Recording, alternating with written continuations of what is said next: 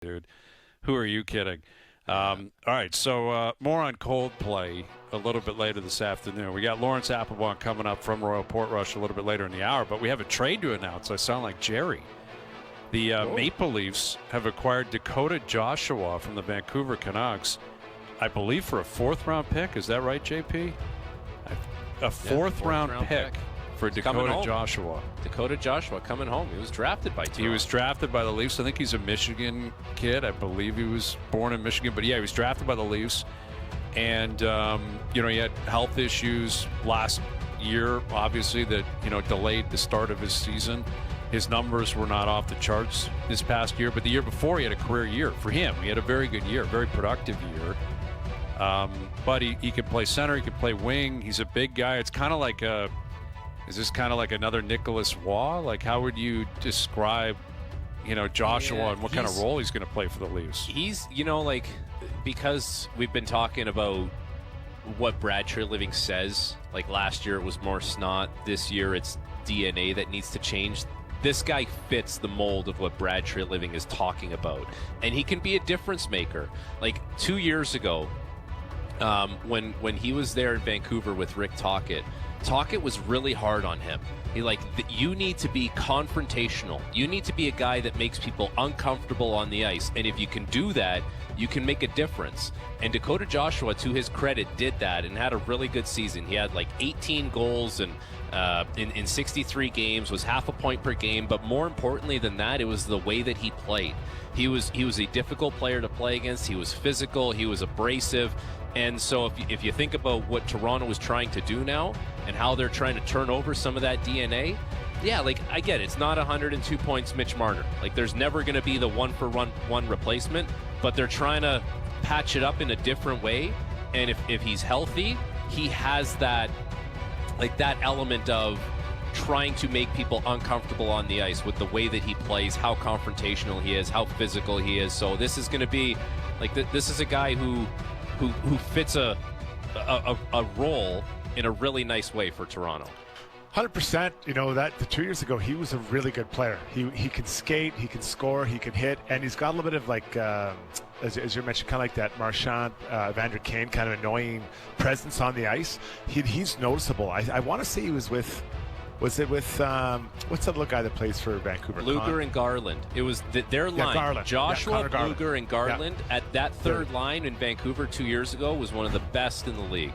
Really third good. Lines wise. 100%. Really good. So do you put him up beside, is it maybe Lott or beside Nick Waugh and try to get that going again, right? And just the other day we were talking about the third line, or the bottom six for the Leafs. I think this adds something there. I think he can score, he can hit, he can be a lot of things. Now, what is his cap? Isn't it like $3 or $4 million? It's in the high threes. Yeah. It's just under 4. So which player are you getting? Was it the player 2 years ago or last year? Last year, as you mentioned, I think he actually had testicular cancer. He did, yeah. And the treatment really, and that would have thrown his, just all that, emotionally, not to mention physically, what that does. I don't think he ever got on track, but coming home and be energized. I like this kind of, for a fourth-round pick, that's not much to give for a guy that I think could bring that to this middle of the lineup, maybe of what they need. Yeah, it's interesting. I can't quite figure it out from Vancouver's standpoint. Again, he had a down year last year. They had a down year collectively. Maybe it's a cap dump.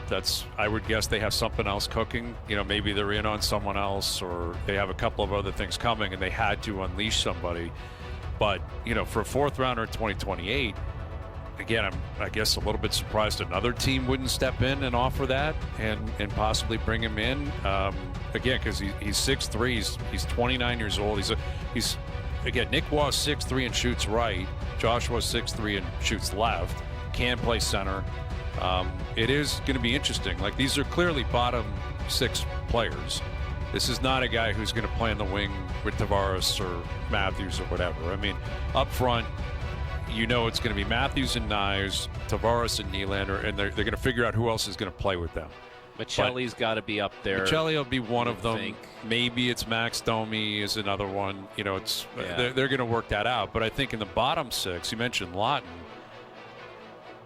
Joshua, Lawton, Waugh, like you've got 3 veteran guys who I think can play center. They can play the wing if need be. I think this is a precursor to David Camp clearly not being a part of the team in the future. I mean, I don't think that would surprise anybody. He didn't play in the playoffs, but they're going to have to find a way to unload that. Calle Yarncroke. Yeah, is Yarncroke shouldn't be a part of this? Dakota Joshua fills more of a role, like a clearly defined role that makes your team harder to play against than Calle Yarncroke. Yarncroke's like he's a versatile guy. Do you think he'll play center, Frank, or do you think he'll play up? Like, could you see a scenario where it's Matthews, Tavares, Waugh, Joshua? Like that's your 1, 2, 3, 4 up the middle. Could be, yeah. Like it could give you flexibility. Like you could go Lawton, you could go Joshua. I think when he was playing his best in Vancouver, Bluger was the center, and it was Garland, Bluger, and Joshua. So in my mind, I see him coming into the fold as a winger, but at least you have a little bit of flex that way. And it gives them a bit more chance to get more minutes, too. When you're playing fourth line center, not getting as many as the third line left winger. Obviously, I'm talking 5-on-5. I don't know if he fits it. Well, obviously, probably not power play, maybe some penalty kill. But I see him as a big, heavy winger. You know, when you're playing against Florida, he can go out there and he can get to those D. He can make it happen. Like 2 years ago, he was a really impact player for the Canucks. Again, last year not there, but I think this is a sneaky pickup if he can get back to that level. Yeah, it's an interesting move. The Leafs acquiring Dakota Joshua from Vancouver for a 4th-round pick in 2028.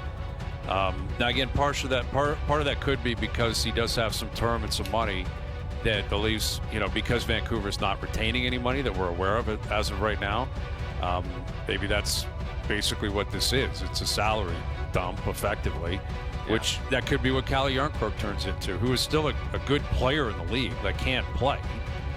David Camp can play. Like there's going to be a market for him to play somewhere in the league. There's 32 teams. Can he be on the 4th line in San Jose? Yeah, I would think he probably can, or go back to Chicago or something like that.